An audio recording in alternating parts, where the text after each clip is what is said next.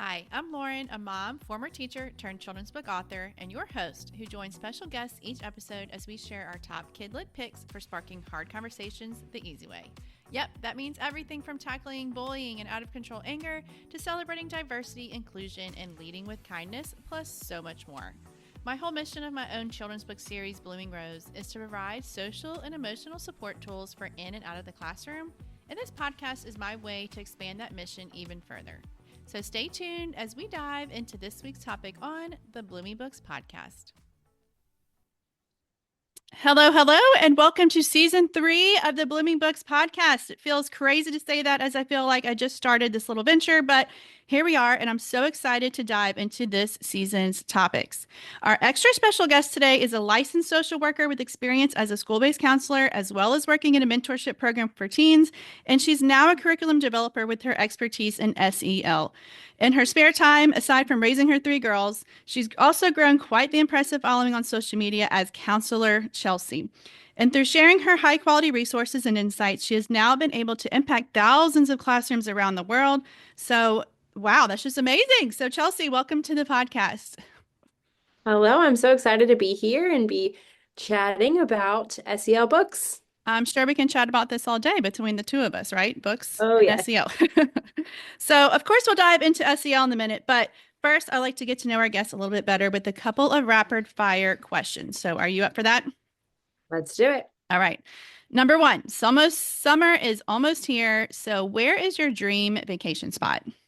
A few years ago, I went to Kauai in Hawaii, and it was the dreamiest place ever, and I want to go back immediately. So I would definitely say that. That sounds, I've never been to Hawaii, but every time somebody goes, I'm just so jealous because it looks perfect, right? It is. All right. Number 2, what is your ideal working environment? So, is there certain music, beverages, mood lighting? When do you and where do you work your best? Great question. I recently kind of revamped where I work, and I actually work in this room of my house that kind of is almost like a loft. It kind of like overlooks the rest of the house. And I like it because I can be by myself and focus, but also can kind of still feel a part of whatever is going on Mm-hmm. um, downstairs. Love to have my Diet Coke or coffee with me, um, and have been listening to a lot of kind of like folkier country music lately, like Charles Wesley Godwin, Zach Bryan, Tyler Childers, stuff Oh, like that. cool. Yeah, I feel like music is helpful when you're working because you can half tune it out, half not. But if I try to put on, or I put on like HGTV, something I don't really have to pay attention to, but just feels like you're not alone, right? Because sometimes when you're working from Exactly. home, you work, you feel so isolated. You're like, where are my HGT friends at? Mm. So, okay, number 3, as an author, I love to ask this question, but have you ever thought about writing a book? And if so, what genre would it be? I have thought about writing a book, actually in several different genres. I have thought about writing a children's book. Hmm. I've thought about writing like a nonfiction kind of educational themed book. And I'm a huge fiction reader myself. And so I've also thought about writing some sort of fiction book. Yeah. It's so fun, but I mean, especially because you and I kind of have similar, whether it's children's books or, school-based resources, it's like, do you go for the kids, and do a children's book, or do you go for the adults and talk to the adults about raising kids and stuff? Because it's always like a two-prong kind of market there, right? For sure. Okay. So this kickoff episode, I decided to format a little differently and hand it over to the expert, aka you, Chelsey, and get your take on the top 3 challenges or issues seen in our schools from like a counselor's perspective, with a book pick or 2 for each, of course. So there are a lot of parents and teachers that listen to the episode, and I'd love to get them some heads up and resources for helping their kids through some of these more common issues, and really shedding some light on the type of conversations we should or could be having at home, that will help them at school as well. So, first off, though, can you tell us a little bit about how you decided to become a social worker and your time working in schools? Yeah, so I majored in social work in college. Um, Kind of had a hard time figuring out what I wanted to do, but loved social work for all of the options. And it's interesting when I was applying for jobs. at first I was kind of just applying everywhere. Applying, I had an interview at a nursing home. I had an interview with the county. I had an interview at a place where I was working with kids and just in a school and just kind of was like, I don't know, we'll see what goes. And I ended up getting the position that had me working in schools, primarily as like a school-based counselor. So I did classroom lessons, small groups, crisis, working with the teachers, a lot of those types of roles. And just I loved it. And I was just like, this is great. I love this so much. And kind of I found my passion a little bit accidentally in that way. Yeah. Which is was really exciting. And now I've kind of gotten to continue that passion and kind of hone in on it a little bit more through creating curriculum. Do you feel like that over the past few years? Because I taught in schools, but my son is like 6 years old now. So it's been quite a few years since I was in a classroom. But I noticed the need for like the social emotional learning back then. And I don't know if it's just because what I look at and what I'm interested in now. But has there been like this explosion with SEL and like really trying to focus that in the classrooms as a counselor, like to a new level, it seems like to me. But what is your take on that? Yeah, I feel like in the past probably 10 years, I would say there's just been a rapid rise of the importance of social emotional learning. And I think schools and educators are kind of seeing the importance more of it. And more research has been done and just become talked about a lot more. Plus, of course, in 2020, we had COVID and Hmm. just the effects of the anxiety and the isolation and the changes and everything that was brought up by that, I feel like has really just ramped things up even more. And just thinking about how that potentially influenced kids in their most like in some tender like developmental life stages. Yeah. It's like where they're developing these social skills, all of a sudden they weren't around kids. Just things like that where I feel like COVID really, of course, amped it up. But I think it's definitely been something that we've been a lot more aware of and trying to be more proactive in. Yeah. I love that because it's always kind of seemed backwards to me where, the schools and the funding, it's all based on the state testing and academics and stuff. But SEL is really the foundation and the blueprint for any building on top of any of that. Mhm. And so I'm really glad to see this shift, to where educators as well are able. Because, there's only so many minutes of the day, and they say, ELA, reading, math, you have to squeeze all these minutes in. But really seeing the importance of including SEL with that curriculum as well. Yeah, and thankfully, I feel like there's also been, with the rise of kind of SEL, there's also been a rise in picture books that are focused. I think about when I first started working in schools, and there were just a couple, I feel like, of books Hmm. that um were like really great. And now there's so many, and I've Yeah, loved to see that. And I think that's a great way too for teachers to kind of blend like ELA and SEL together through picture books and kids books that also have that SEL yeah, focus and message. yeah. Because I mean, it's super easy to kind of add in those comprehension questions, those Mhm. relate, connect text to self, and all those connections when you're reading a book, and then writing exercise will go along with it. All those kinds of things. It works together, right? Synergistically, it just makes sense. Okay, so let's get right into it. Working now with counselors all over the country or all over the world, really. Let's go over your top three topics that come up the most in sessions with students. So, topic number one, drum roll, would be Drum roll, please. It would be worry and anxiety. And I okay. don't think anyone is probably surprised to hear that. Um, I think again, with COVID, but also just with kids being exposed to so much more through screens and social media and all of that, um, there's just so much and anxiety that our little kids are dealing with. And I feel like it's hard to know sometimes, especially as a parent, how to handle that and what to do about it and how to best support your kids because I feel like a lot of parents who maybe are millennials, we kind of grew up not being taught a lot about worry and anxiety. And so now we're trying to tread through it for ourselves while Mm-hmm. also supporting our kids. And so it can be kind of a tricky thing of like, how do I support the kids in this while I'm still trying to process it myself? And that's where I think picture books can come in handy so much. And that's why I love them, is because they really make taking these challenging topics or things where you're not sure what to say or you don't want to get it wrong or whatever, and just make it such an easier place to have a jumping point off of. Right. Because I mean, even identifying what that anxiety might look like, because, if it looks like a certain way in adults, Mhm. um, it might look different in kids, their behavior wise and things like that. Um, and of course, giving it like those concrete examples, kids are so, um, they like to see things, they like to have it, pinpoint examples of, when they felt like that, or, something that's happened to them as well. And so when you say like, "Oh, are you anxious?" They're like, "Well, I don't know. I don't know what that means. I don't Right, know what that right. feels like." And so I, love that books in particular um, help them and help the parents identify what that looks like for their child. Because it's definitely a learning process with adults Yes. and kids. We're learning together, because like you Yeah, said, we absolutely. haven't talked about this, or we don't talk about feelings, when I was growing up, Mhm. for sure. So, okay, do you have a couple of book recommendations to go along with that?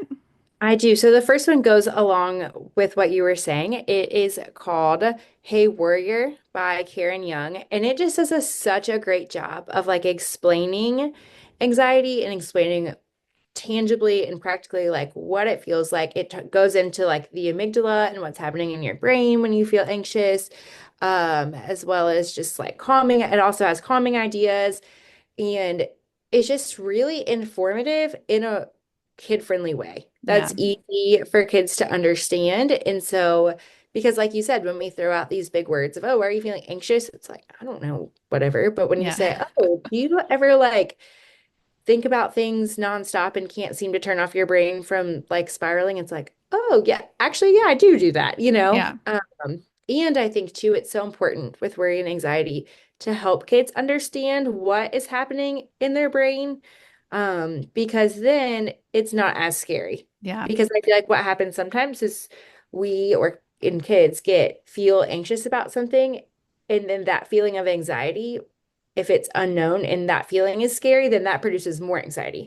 So it's Mm-hmm. like then you're anxious about something and then you're anxious about feeling anxious. Yes. So it's like if we can help kids to acknowledge what their anxiety and their worries are, then they can kind of name it and be like, oh, this is an anxious thought. And then it doesn't produce that second level of the anxiety about the anxiety. Yeah, and I feel like that might help with like, I don't know if shame is the right word, but like they feel embarrassed or they feel upset that they might feel that way, like, oh, something's wrong with me because I, worry about this, worry about that. But when you explain how it's just all part of, how the human brain works sometimes, that can really help them to just kind of just not identify it as like, oh, this is how or who I am, but this is just something that happens, and they don't have to take so much negative fear around that. Yeah, and I think that's part of the reason why picture books are so great is because it, especially with things that are a little bit more sensitive, like worry and anxiety, it's things that it makes the kids feel like they're not alone. Mm-hmm. It's that they're not the only one who's experiencing this, that Yeah. someone else experienced it enough to write a book about it, Yep. and And so there's things not like nothing that. wrong with them. Exactly, Yeah. exactly. The common thing that people deal with and a lot of kids have. And um, yeah, I think books really can serve to just kind of normalize some of those experiences. Yeah. Great. Okay. What is your second book pick? My second book for that is called Worry Says What by Allison Edwards. And I love this book because I think it really gets into the thought side of anxiety, of helping kids notice their anxious thoughts, identify their anxious thoughts, replace their anxious thoughts. Um, and again, just helps kids become more aware of what's happening and understanding it better so that we don't just have this spiral. And again, also just helps them to realize that they're not the only people in the world who are having these thoughts, Mm-hmm. you know? So yes, love that book too. And I love that it gives the tools to to say, okay, we're not just always going to feel like this and have nothing to do about it, but it kind of lets them know that there's some things that could help them through it, you know. Love that. Absolutely. Okay, let's dive into topic number two. Okay. Topic number two, I think, is like diversity, but mainly like empathy. So Okay. empathy with a focus a little bit on like inclusion and diversity and thinking about people who maybe are different than you and kind of just accepting people for who they are and understanding what other people are going through.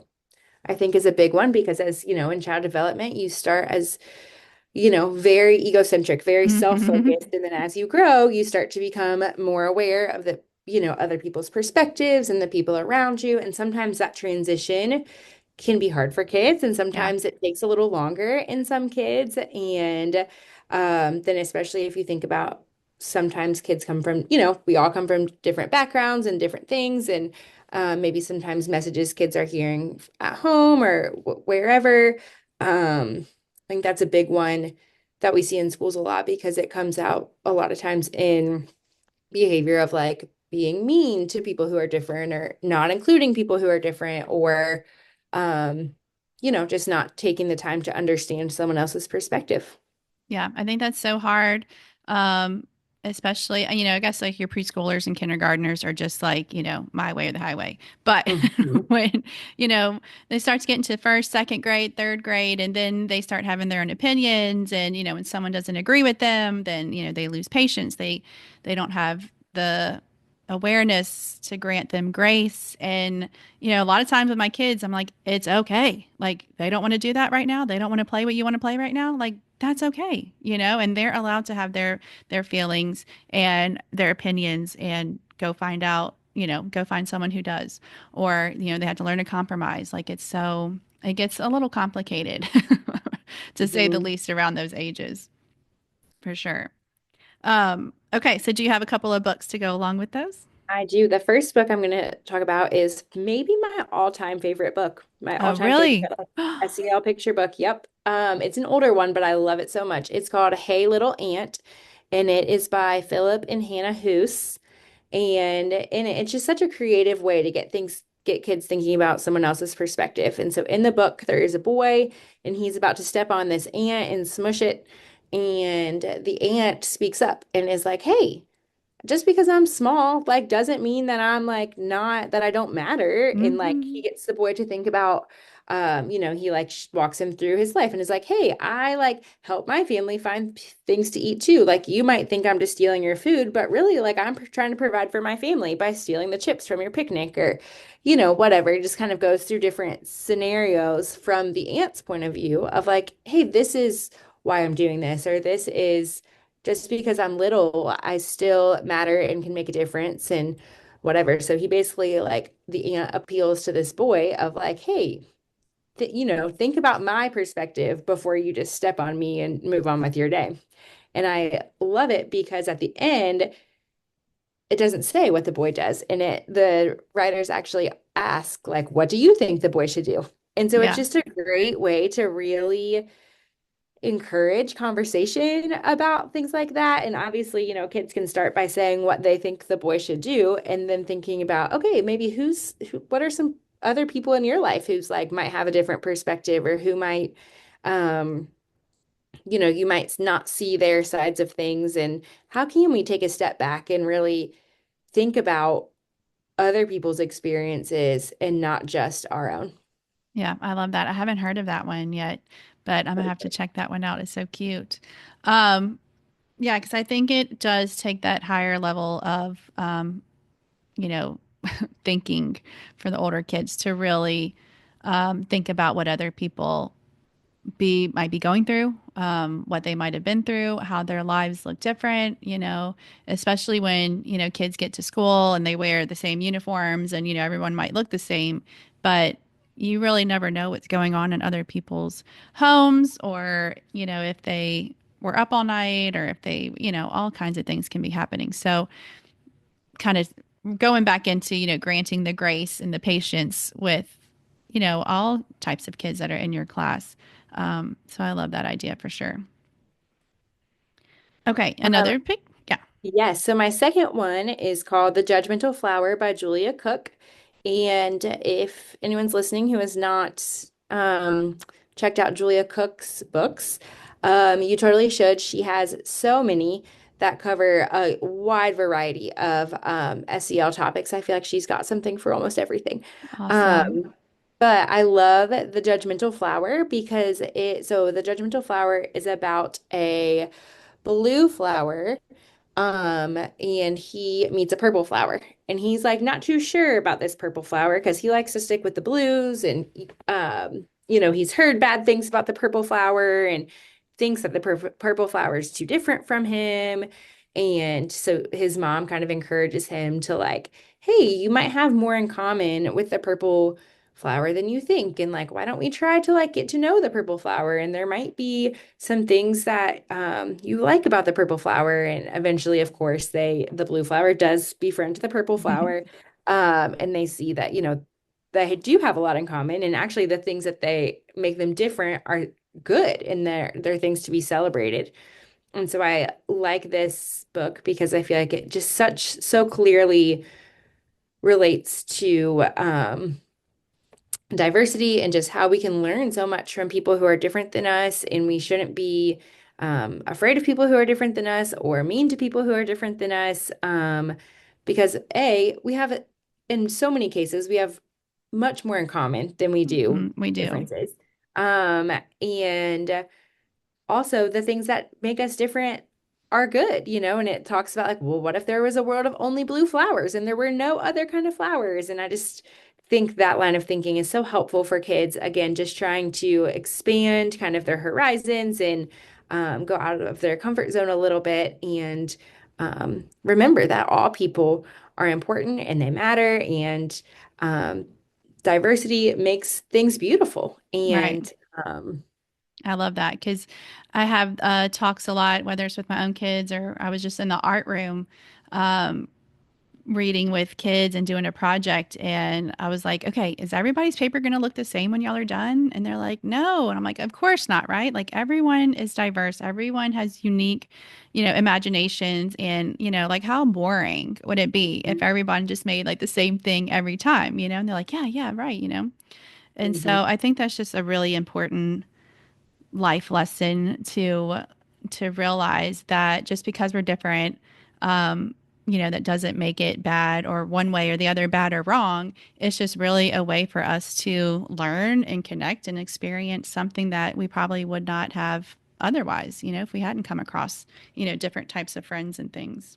Mhm. And it's kind of twofold, right? Because it's like, it's good that we're different because I can accept your differences, but it's also good that we're different because I can accept my differences and the things that make me different. And I don't feel like not having to feel like I have to be a certain way. So it's kind of boosts self-esteem in some ways too when we talk about this topic because it's like, yes, I want to celebrate the things that make you unique, but I also Hmm. have things that make me unique and I don't need to feel bad about it. And That's we can right. celebrate those too. And so I love how that's kind of like it's twofold. Yeah. My daughter's in fourth grade, so we're, in the thick of it. But we use the word nerd Mm, lovingly around our yeah. house because we always point out, like, I'm like a bird nerd or I'm a snake nerd because I'm just obsessed. We live on a little farm and, I'm obsessed with seeing different types of birds and types of snakes. And that makes them very in attuned with, different things that we come across on the property. And so I just describe myself like that so that the kids can see me saying like, oh yeah, like I'm probably more into snakes, identifying snakes than like the normal person, but like that makes me cool. I'm a cool nerd, I'm like, what are Yeah. y'all nerds about, And so they get to think and reflect themselves. So we love hashtag nerds around here. So Love love it. that. Okay, so last but not least, what is topic number 3?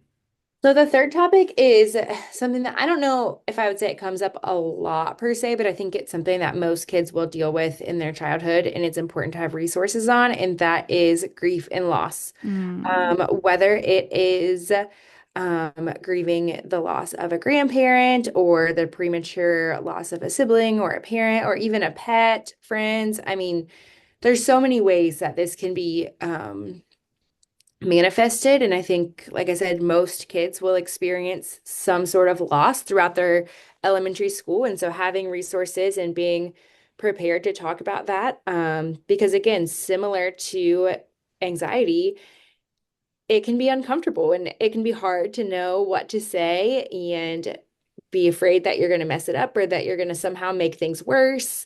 So I think books are just such a great tool for this topic because they kind of do a lot of the heavy lifting for you Hmm. and give you just a great kind of jump off point um, for talking to kids about, these difficult topics. Yeah.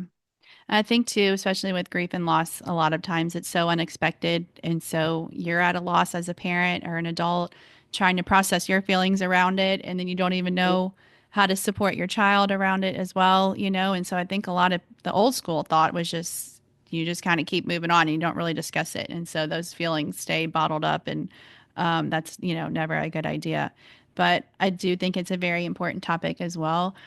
We did do a whole podcast episode. I don't remember which season it was, season 1 or 2, on grief and loss as well. But the other thing I wanted to say too is I think kids, it's kind of a smaller scale grieving process for change too. Like they might have a friend that's moving schools, or they might have to move schools, or they're moving, their house, or, something in their daily life is being disruptive. And, it's okay to kind of be sad and miss the way things were, and how to kind of change your perspective and be able to look forward to the future as well. Mhm. So, okay, so books on Yeah, grief the and first loss. one, the first one is called The ABCs of Grief by Jessica Correnti. And this one I think is great for kind of what you're saying too. Like this one I think can be applied to those types of grief that aren't just like death. But so it's great for helping kids understand what grief can look like, what the parts of grief are. And so it goes through the alphabet and it has, a letter for each letter of the alphabet, a word Yeah. for each letter of the alphabet. Sorry about that. That kind of describes grief and then experiences that people might have with it. And again, it just kind of takes some of the unknown out of it for kids and helps them to understand more of like what they're experiencing. Yeah. And it is a process, so Yes. especially when they can learn, okay, this grieving process, however small or big and however short amount of time versus a longer period, of course, um, that all of these different things that they're feeling are normal. All of these Hmm. different behavioral changes, can be normal. So I love just normalizing that sometimes we just feel sad and, it's hard, but And I also think that book can just be honestly helpful to read for any kid because it kind of, in some ways, can prepare them for the inevitable time when they're going to face grief. So yeah, even if someone's not dealing with it right then maybe in the future it feels less scary because it's like, hey, I've already learned about this. I know what to expect a little bit, even though it, yeah. like you said, it's unexpected, but there's a familiarity with it that isn't quite as scary. Yeah. And I think honesty is always the best, age appropriate, of course. But, like I said, we live on a farm. We've had lots of animals come and go, since we've lived here. And, um, I would try to shield them from some of that, or like, okay, well, maybe we just don't have to tell them and maybe they won't notice that we're, down a cow or something, Um, but then I think that adds more fear and anxiety in them of they're like, okay, well, what else are they not telling me? Or, what's going on? And I think they are more resilient and, can handle it a lot. A lot of times they've handled it a lot better than I ever imagined they would. So, Mhm. And okay. I think that's a great segue into my second book that I Okay, great. have. Um, it's called I Miss You, A First Look at Death, and it's written by Pat Thomas. It's another older book, but it's just very clear. And I Hmm. love it. I mean, the first like page says something like all people and animals are born and they all die. I mean, Yeah. it's just like a very kind of cut and dry. It's easy for kids to understand and doesn't confuse them more. It's very like to the point, but also gentle. It isn't something that's going to scare kids or anything like that. But it just is very straightforward and helps them to understand kind of what's happening. And it talks about some of the experiences, when someone dies of you might, um, you might think about them a lot, or you might wish that you would have said something different to them, or, it kind of talks about things like that. But again, it's just very developmentally appropriate, I think, for kids. And I think sometimes books can be very heavy in symbolism, which is great, but can be hard, especially for Hmm. little kids, to put two and two together because they're just not quite there yet developmentally. And so I love that this one, like I said, is just easy for kids to understand. And I think it's just really clear and has Yeah. a lot of great, helpful information in I it. think that kind of loops back to how we were mentioning, like they're so concrete at this, younger Hmm. ages that just keeping things easy and kind of stating the facts and like this is what it is, this is what happened, or this is what going to happen, things like that. And then really just going off of their lead, because of course different kids will react to different situations, very differently. I have, one child that asks a million questions. So if I would present her with something and just kind of open it up to her, see what she has questions about and see what she wants to know more about.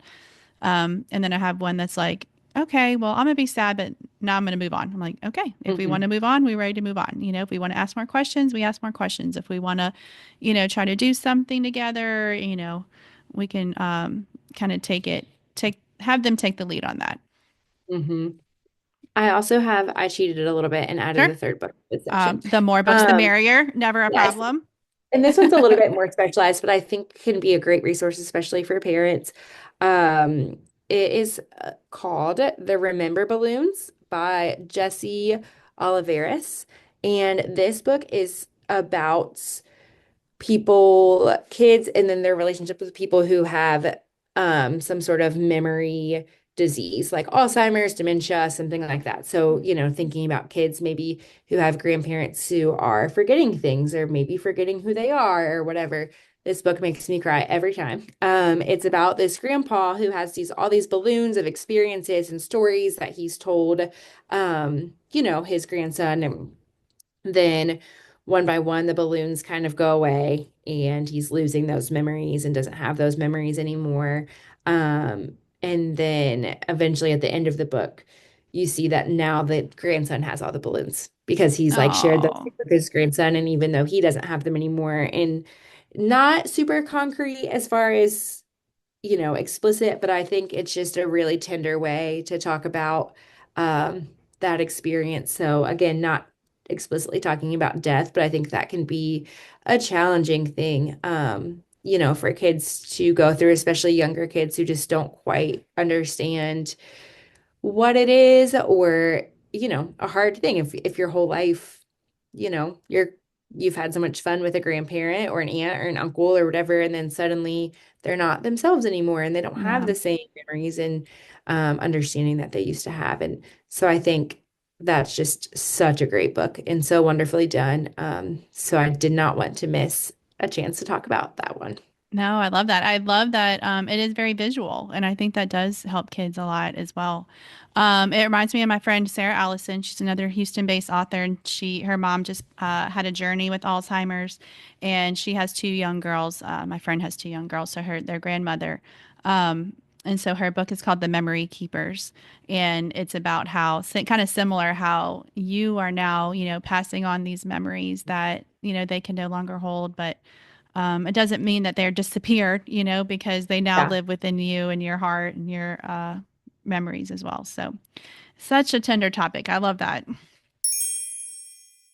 Okay, so I know we could talk all day about these and so many other topics, and it can get to be overwhelming. So, I did want to take a minute, though, to highlight all of the resources and activities you've created in a plethora of SEL categories, including your book guide. So, of course, I'm a huge fan of SEL books over here, if you can't tell.